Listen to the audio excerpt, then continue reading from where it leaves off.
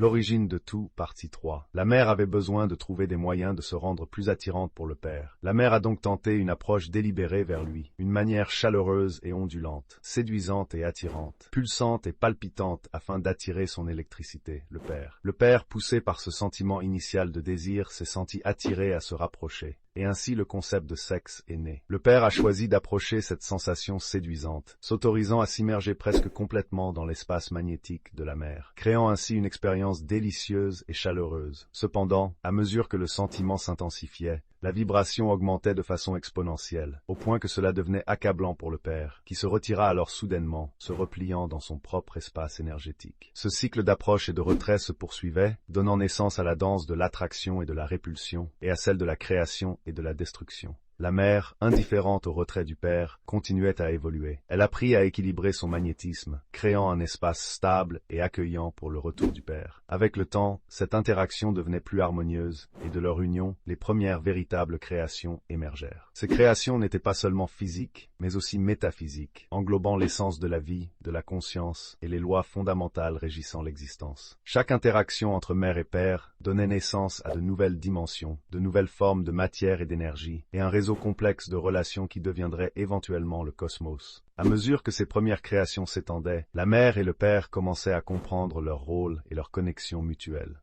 La mère, avec son essence magnétique et nourricière, devenait la fondation de la forme et de la substance. Le père, avec sa nature électrique et dynamique, devenait la force du mouvement et du changement. Ensemble, ils formaient la dualité présente dans toute chose. Leurs enfants, les étoiles et les planètes, les éléments et les forces, portaient tous la double nature de leurs parents. Chaque galaxie et nébuleuse, chaque atome et molécule, portait l'empreinte de cette union primordiale. Et dans cet univers vaste et en expansion, les graines de la conscience commençaient à prendre racine. Avec le temps, ces graines se développeraient en êtres complexes, capables de pensée, d'émotion et de conscience de soi. Ces êtres, produits à la fois de la mère et du père, héritaient des qualités des deux. Ils étaient poussés par l'impulsion électrique d'explorer et de créer, et par le désir magnétique de se connecter et de nourrir. Ainsi, l'univers devenait une grande scène pour l'interaction de ces forces, une danse cosmique des dualités cherchant l'équilibre et l'harmonie.